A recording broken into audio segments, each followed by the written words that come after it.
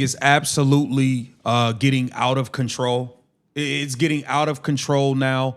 Portland Fire head coach Alex Sarama is under fire. Stephanie White is being heavily criticized as well for their comments in regards to men.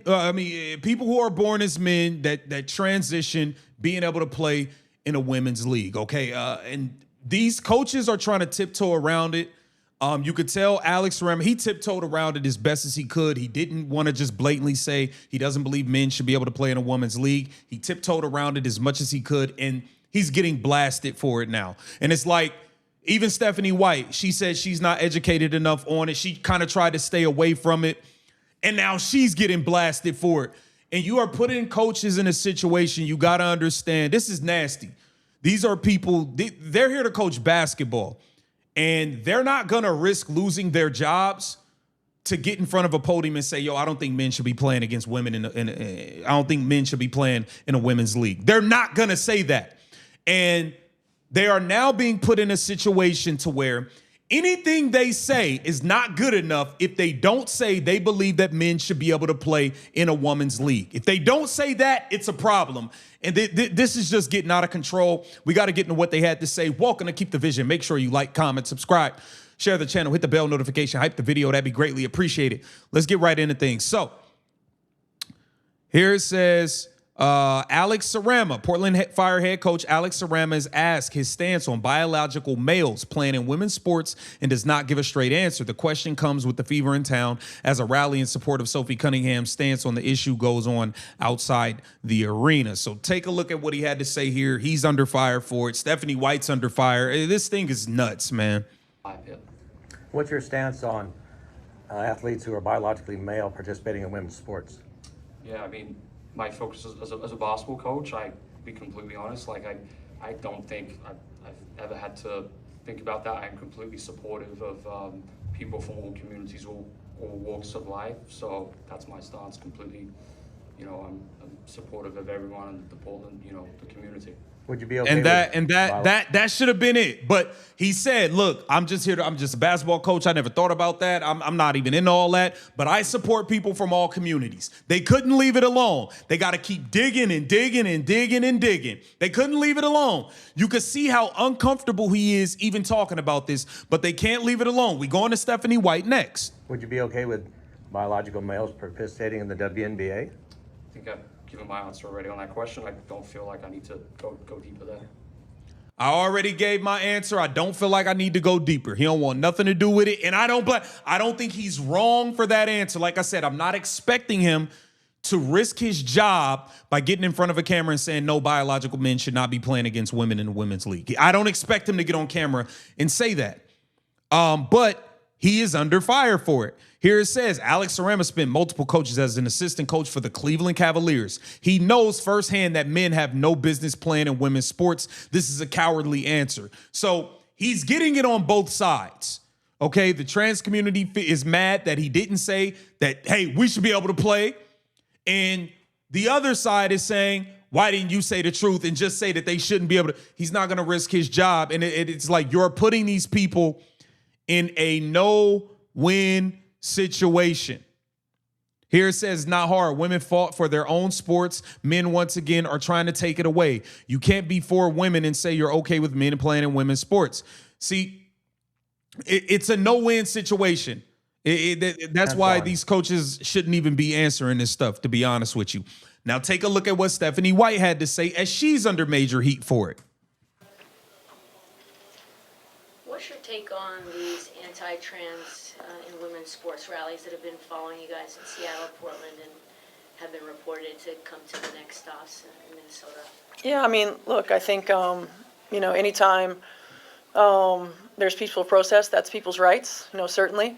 I think, when we think about the WNBA in particular, we are an inclusive league. We're a league that welcomes everyone. We're a league that promotes diversity. We promote inclusion. Y'all need to just be promoting basketball. And that's a big part of this whole problem.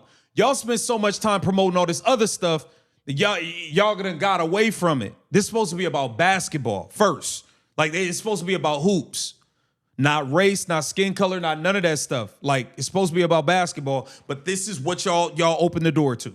And we're a league that has always been on the forefront of social change, and how we do that. Peaceful protest is part of that as well. And so I think, one of the things that I love most about being in athletics, and being on a team and being in a locker room is that you've got all kinds of people who come from all different walks of life, who come from all around the world, who bring a lot of different life experience and bring a lot of different perspectives into a locker room. And we learn a lot from one another. Sometimes we agree, sometimes we disagree, sometimes we agree to disagree. We're able to have difficult conversations, we're able to support one another, and we're able to still go out and work for a common good. And, I think sport is a leader in that way. I think athletics is a leader in that way. We don't all have to believe the same things in order to pull together, in order to support one another. And in that way, I wish that society was a lot more like athletics. And I think that again, it's the most important thing to me is that we take care of our locker room, and as a league and as a human, from a humanity standpoint, that we welcome everyone.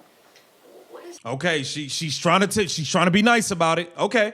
Like, I guess maybe you're aware, maybe you're not aware, just the Fever brand in general has been connected to things that are not necessarily commensurate with inclusivity. Like, how do you, as an out woman, sort of feel about that? Yeah, I think it's unfortunate. I think it's unfortunate because the brand is being used in a way that I don't think it's the people within the brand that are doing that as much. I think that social media has a big influence on that. I think, it's a very challenging time, I would say, when so much of the narrative it gets taken away in an algorithm, so to speak.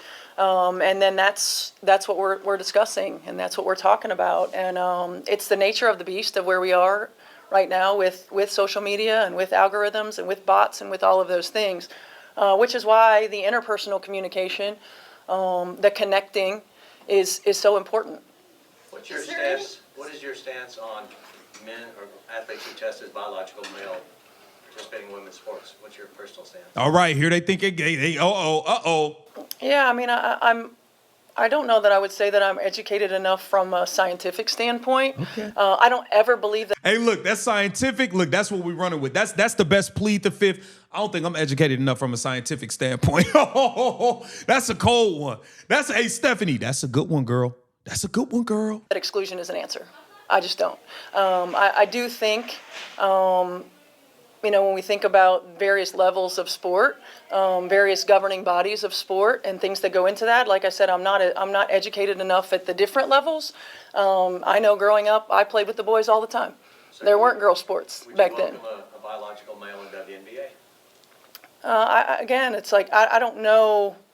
When we talk about biological male and scientifically where we are, I think it's a totally different scenario. As I said, I'm not educated enough in terms of transgender and transitioning to give you a smart answer.